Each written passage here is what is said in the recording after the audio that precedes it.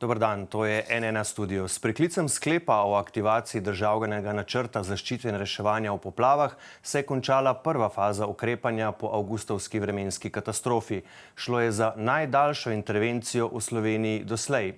Z začetkom veljavnosti interventnega zakona, ki ga je ta teden sprejel še državni zbor, pa se je začela druga faza.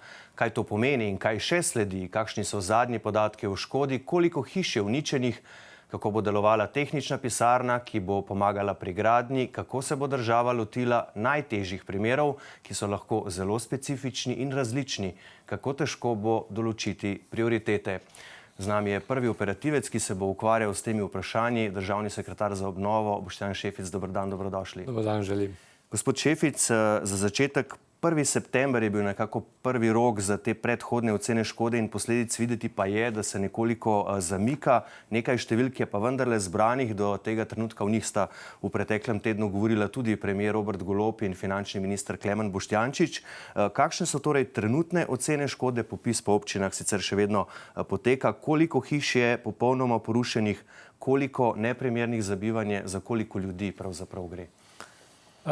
Seveda, ti popisi še vedno trajajo. Mi pričakujemo v teh dneh prve predčasne ocene te škode, tako da ta trenutek res govorimo o nekih grobih ocenah,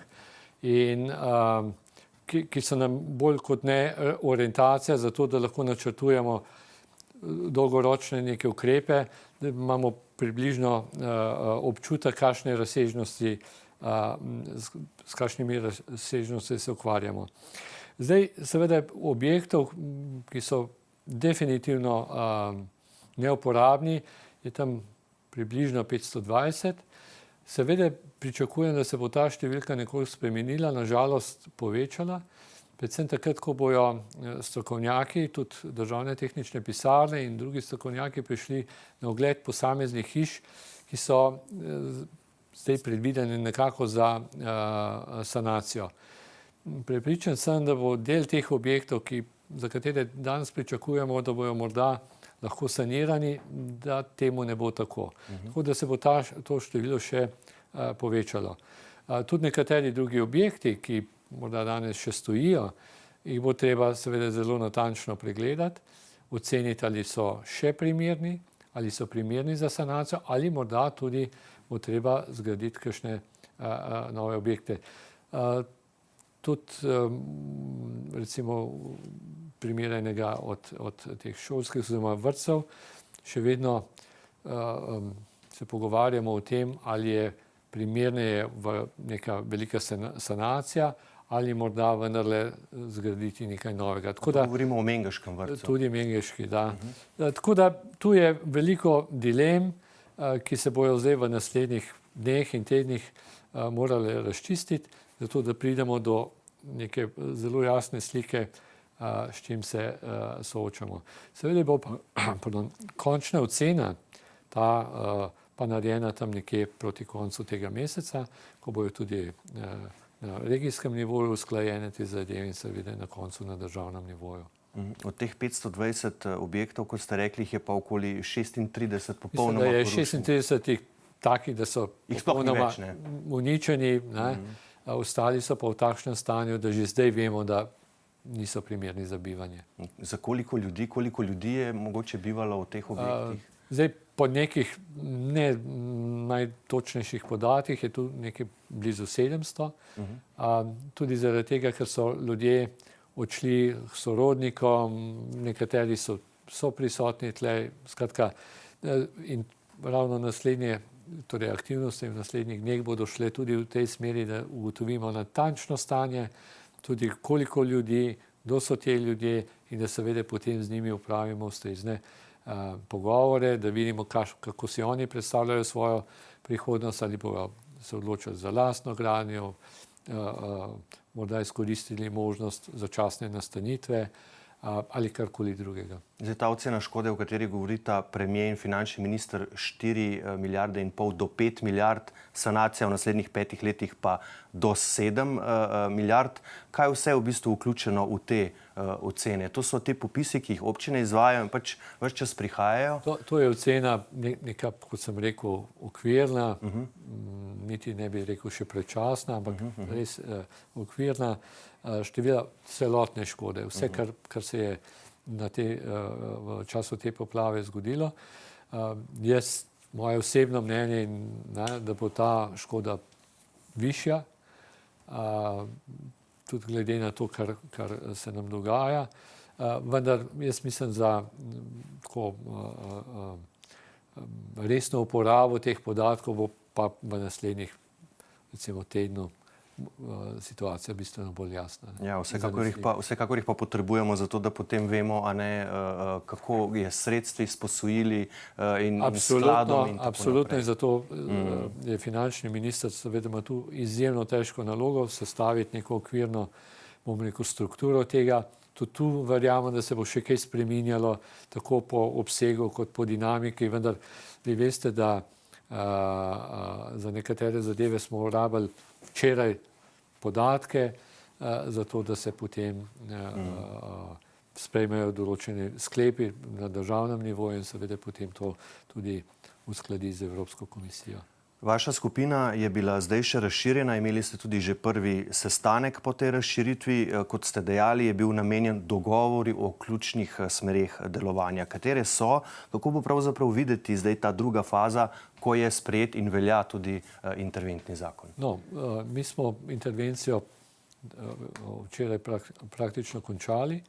Zdaj prihaja neko obdobje, kjer je še vedno potrebna neka koordinacija vseh državnih organov, seveda tudi z občinami, z drugimi, bom rekel, ki so vključeni v to, v reševanje te situacije in neko začasno, bi rekel, ali pa nujne sanacijske aktivnosti. In ta razširjena delovna skupina vlade bo imela zdaj funkcijo usklajevanja vseh teh aktivnosti, tudi usmerjanja, tudi predlaganja določenih ukrepov ali pa morda tudi tisto, kar bomo lahko tudi sami ukrepali zato, da bojo te postopki tekli oziroma te aktivnosti normalno naprej. Hkrati pa že pripravljamo nekatere zadeve za samo obnovo, ki bo tretja faza, kot temu pravimo. In ocena je bila, da bi bila ta prazen prostor med, bom rekel, aktivnostmi Republiškega štaba civilne zaščite in novo službo za obnovo, vladno službo, seveda predolga in smo na ta način po naši oceni najbolj učinkovito zapolnili. Ta ožja delovna skupina, ki pa že deluje 14 dni, seveda ima pa normalno dela naprej. Mi zelo intenzivno pripravljamo vse potrebno za pripravo zakona o obnovi. To je ta, bom rekel, pomemben zakon, ki bo prav dal osnove in okvir za to obnovo. Po vseh elementih. Ta osnovna struktura je zdaj v delovni skupini bila pripravljena. Danes smo jo na seji, ki smo jo imeli predtem, ožje delovne skupine, to že potrdili.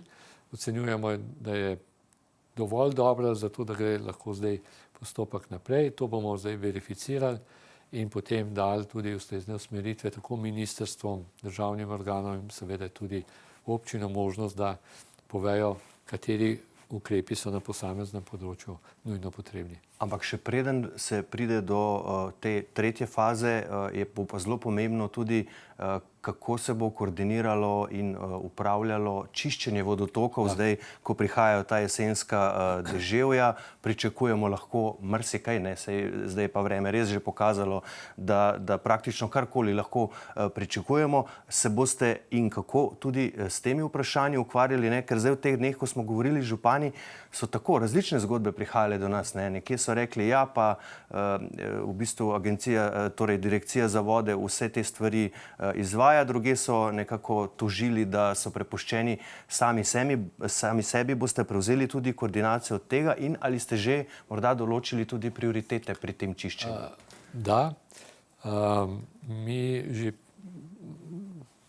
pretekle dni smo že zelo natančno spremljali in smo dobivali poročila o vseh deloviščih na vodotokih.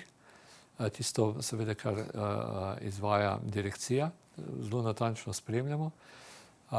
Mi smo se tudi že v tem tednu na prejšnji seji dogovorili, da prvi dan, ko bo interventni zakon veljal, na Ministrstvo za naravne vire in prostor, torej izkoristi zakonsko določilo in angažira dodatne, bi rekel, stroje, ekipe, zato da pospešimo nekatere aktivnosti.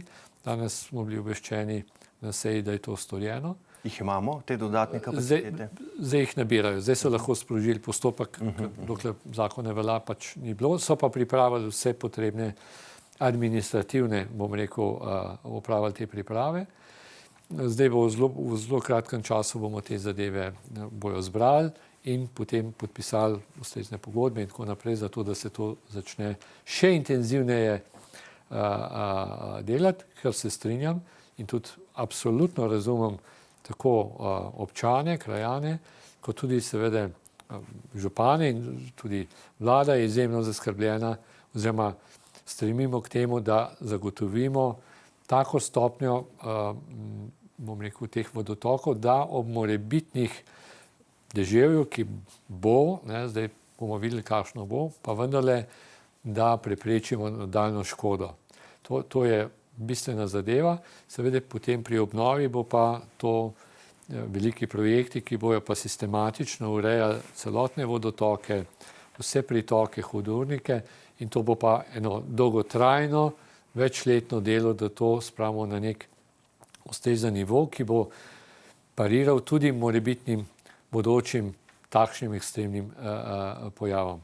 Tako da ta zadeva ostaja ena od ključnih prioritet, tako kot je vzpostavitev cestnih povezav, ustrezna oskrba, seveda tudi smo pozorni na kot je bil ta primer v Mežici, to razlivanje oziroma tam prenos tega mulja. Tudi tu čakamo v ponedeljek poročilo, na podlagi tega tudi morajo pripraviti ukrepe, konkretne navodila, tudi za prebivalstvo in tako naprej. Tako da je cela vrsta teh tekočih, bi rekel, nalog, ki morajo seveda teči normalno. Ravno to, kar ste omenili, ti kupi mulja, ki je onesnažen s težkimi kovinami, župani pravijo, pričakujemo takojšnja navodila, kaj naj s temi kupi naredimo, kam jih lahko odpeljemo, kdo jih bo odpeljal, torej v ponedeljek lahko pričakujejo. Danes smo v tej širši operativni skupini sprejeli sklep, jaz sem pač to naložil vsem pristojnim organom, da prvič naredijo zelo natančno poglobljeno, mi imamo neko preliminarno oceno, ampak zelo natančno oceno tveganj, morajo opredeliti seveda, kakšni ukrepi so potrebni, tudi Nacionalni inštitut za javno zdravje mora pripraviti oceno, kaj to pomeni za prebivalstvo in seveda tudi ukrepe, kako bomo to zbrali, kam bomo to peljali, kaj bomo s tem naredili, ali je toliko onesnažen, da je treba kot nevarni odpadek uničiti, ali je morda kakšna druga solucija možna. In v ponedeljek pričakujem te predloge, mi jih bomo obravnavali, če bo potrebno, se bojo dopolnjevali, ampak v najkrajšem času moramo dati ta navodila ne samo občinam, ampak tudi prebivalstvu. Zdaj, ta vaša skupina bo potem čez kakšna 2 meseca verjetno preoblikovana v posebno vladno službo. Kakšne bodo njene pristojnosti in naloge, kaj bo mogoče drugače, kot je zdaj? Služba Vlade Republike Slovenije za obnovo bo torej umeščena v ekosistem. To bo služba, ki bo vezana na predsednika vlade. 3 ključne naloge so. Prva je seveda pravzaprav na nek način nadaljevanje našega dela v enem segmentu, to je koordinacija vseh aktivnosti ministrstev, potem raznih služb, usmerjanje, zagotavljanje, da se bodo zastavljeni projekti, načrti seveda tudi izvajali v skladu z programom in prioritetami, ki bodo določene. Druga znotraj tega pomembna del te službe bo Državna tehnična pisarna s svojimi recimo izpostavami, če jih lahko tako imenujem, ekipami na terenu, ki bodo pomagali tako občinam, kot seveda tudi fizičnim osebam pri svetovali bojo pri sanaciji objektov, pri gradnji novih, pri pridobivanju dovoljenj, mnenj. Skratka, to bo en močen tehnični suport, podpora vsem tem, ki bojo vodili, bom rekel, neposredno projekte. In tretji del bo namenjen ljudem, prav usmerjamo k njim, od pravne pomoči, socialne pomoči, posebne skrbi za starejše, potem psihosocialna pomoč in tako naprej. Skratka, tudi nekatere projekti bojo narejeni, ker pač menimo, da je ta naravna nesreča res zelo globoko, zlasti v nekaterih okoljih, posegla tudi v, če rečemo, v družbo, v te lokalna okolja. Ljudje so v stiski, ponekod je veliko število ljudi v nekem okolju prizadetih. Skratka, moramo celovito se tega lotiti in celovito pomagati. In če bomo seveda, tako kot je zastavljeno, to tudi uresničevali, in jaz ne vidim razloga, da ne bi, seveda potem dejansko lahko v nekem obdobju vzpostavimo ne samo stanje, kot je bilo, morda celo kakšen korak naprej, ker seveda vse, kar se bo delalo, gradilo, se ne bo delalo po standardih iz leta 70, ampak seveda po sodobnih in, kot sem rekel, tudi s pogledom naprej v kontekstu podnebnih sprememb. Čeprav razumem, v bistvu bo služba skrbela za to, da nihče od prizadetih ne bo dobil občutka, da je ostal sam, prepuščen sam sebi. Pomembno vprašanje pa je tudi, gospod Šefic, kdo bo recimo zdaj delal v tehnični pisarni? Kdo bo izvajal to psihosocialno pomoč? Kdo bo izvajal to pravno pomoč? Ali te ljudi, ki bodo to delali, že imate? Zdaj, sama služba bo relativno mehna. Ta morda 7, morda kdo več, ne bo velika, to ne bo birokratski aparat, ampak bo zelo operativna služba. Pravzaprav bi rekel, operativna, morda je to najboljši. Veliko teh strokovnjakov pa bomo seveda angažirali po pogodbah, zato ker v državni upravi seveda nimamo takega števila strokovnjakov. Tudi če bi jih imeli, pa usmerjali samo v to, za vse ostale področja potem zmanjka ljudi. Tako da bojo zunanji strokovnjaki, enako velja za vse ostalo, kar se pravne pomoči tiče, psihosocialne, mi imamo inštitucije, ki se s tem ukvarjajo.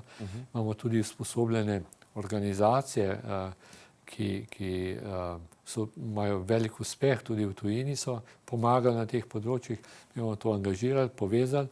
In funkcija te službe je, da to povezuje, usklajuje in skrbi, da grejo zadeve v skladu s temi, bom rekel, programi in prioritetami.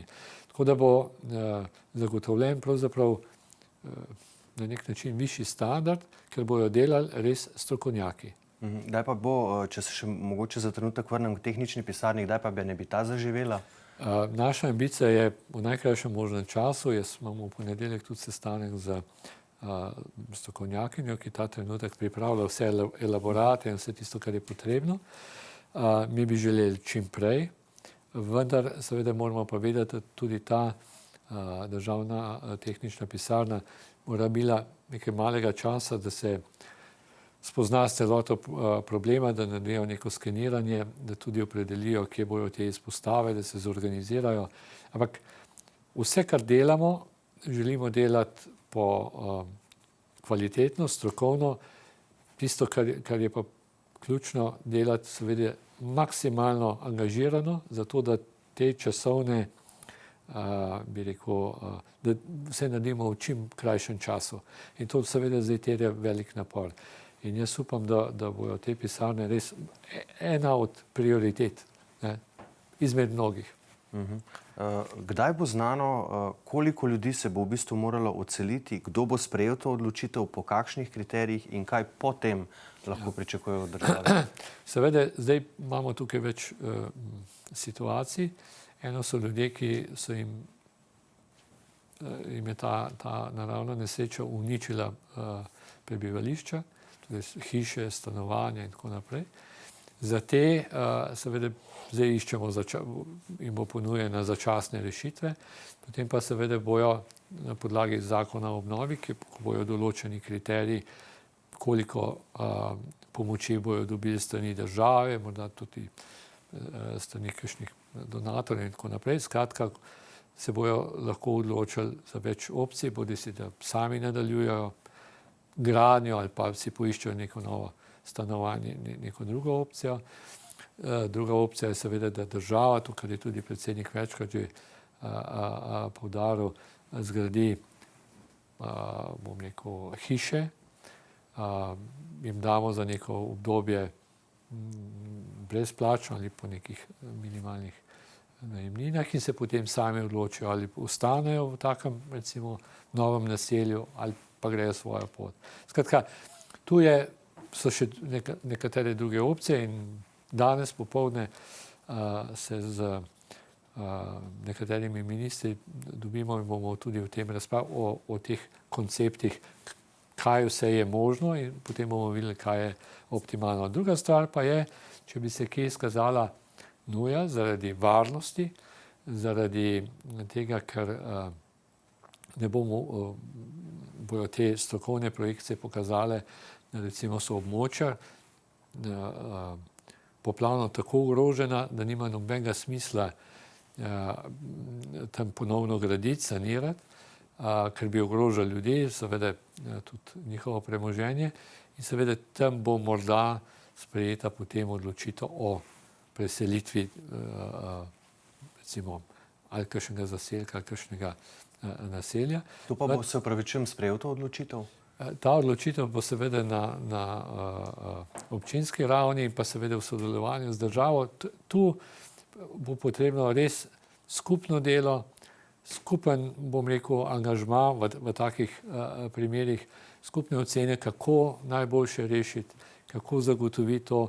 In jaz se zavedam, da samo res skupnim delom, in to sem tudi na nekaterih sestankih izpostavil, skupnim delom lahko dosežemo tiste cilje, torej po vsebini, pa tudi v časovnih okvirih, ki so sprejemljivi.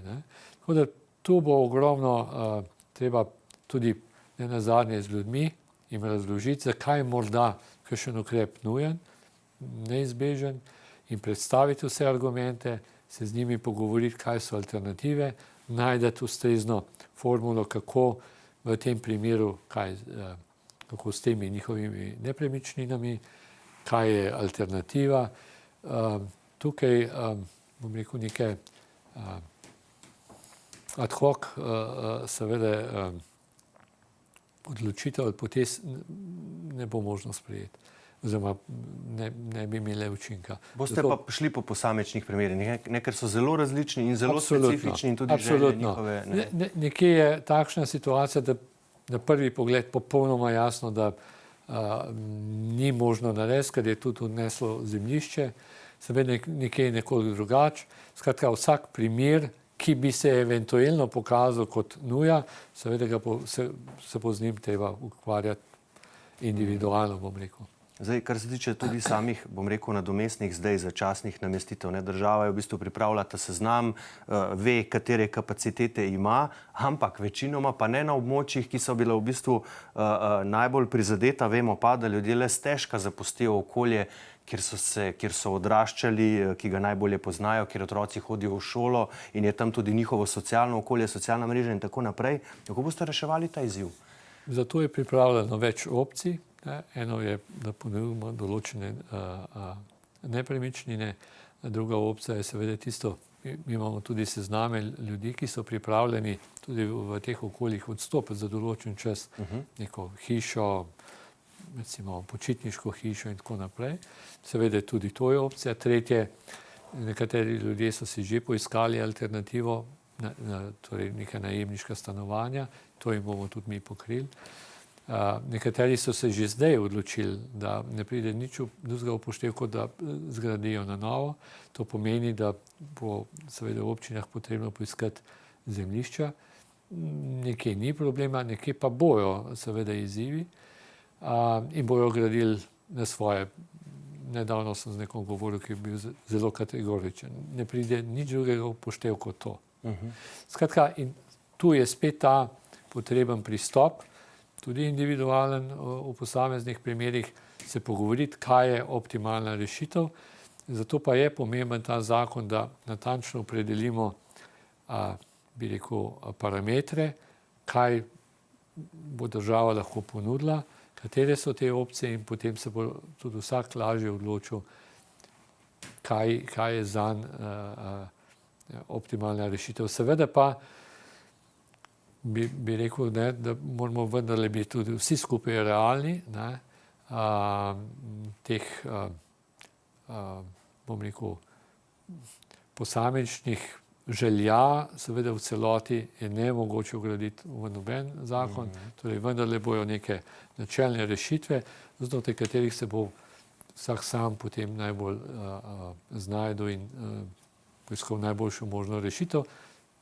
Država, če tako rečem, bo pa seveda toga podprla z določeno pomočjo in stvarmi, ki jih bomo dali v zakon.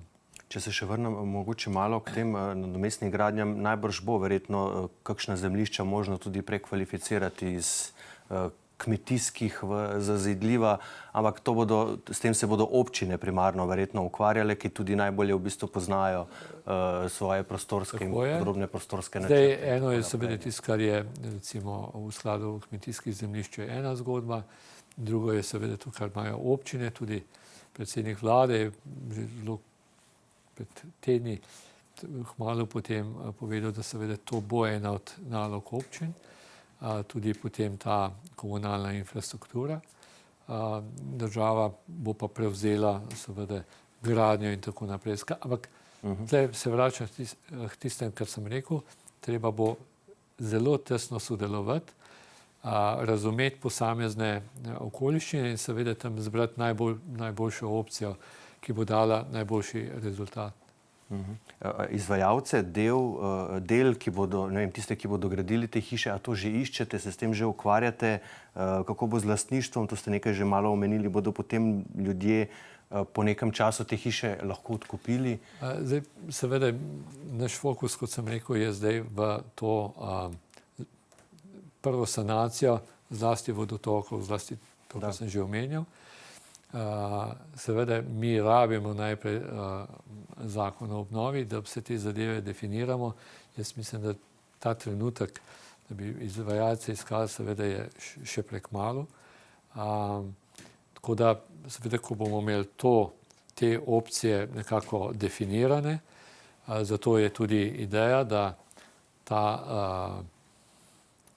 to strukturo zakona z nekimi usmeritvami damo, seveda, kot sem rekel, vsem državnim organom in tudi občinam, da vse te predloge zberemo, da vidimo, kaj so optimalne rešitve in potem gremo v nek zakon, ki bo dejansko lahko dal rezultate, ne samo zato, da bo.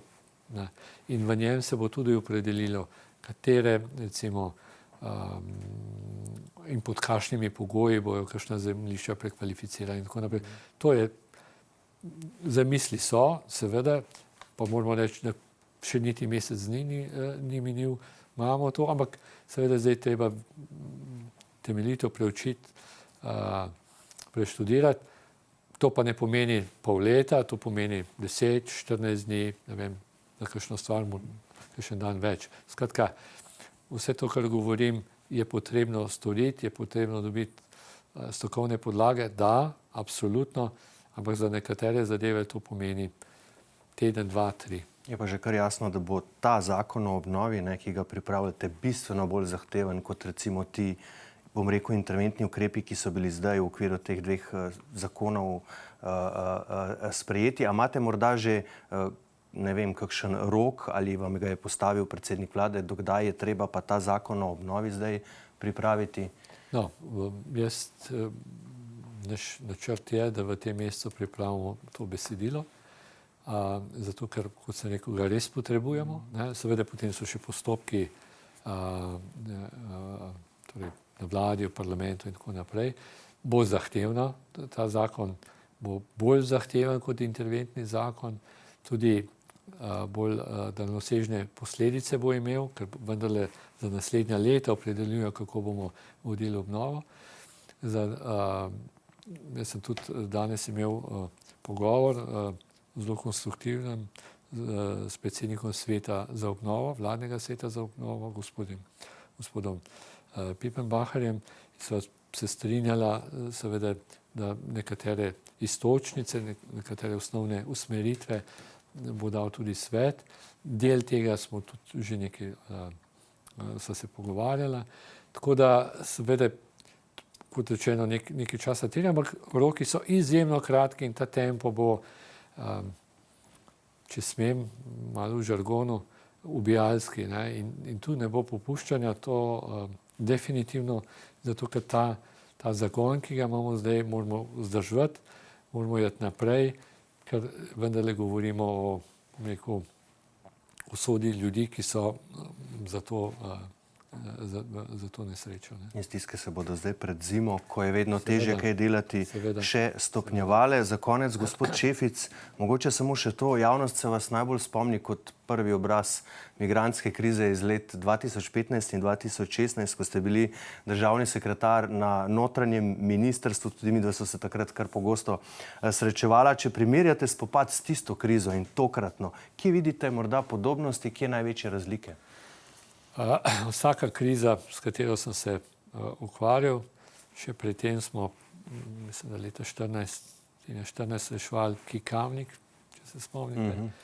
Smo uničili ogromno tega nevarnih, torej smonika, teh nevarnih kemikalij. Seveda vsaka od teh stvari ima svoje posebnosti in jih je pravzaprav zelo težko narediti neke usporednice, take absolutne.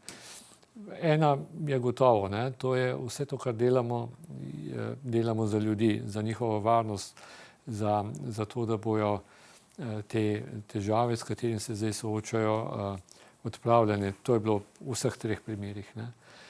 Sicer pa se mi zdi, da bo ta situacija, s katero smo se zdaj soočali, najbolj kompleksna. Tukaj gre za zagotavljanje seveda nekega normalnih življenjskih pogojev za ljudi. Ne? Hkrati gre za zelo zahtevne torej te obnove, zahtevne, torej po obsegu, po zahtevnosti. Mi bomo definitivno morali preveriti celotno, bom rekel, to področje, najti ustrezne rešitve.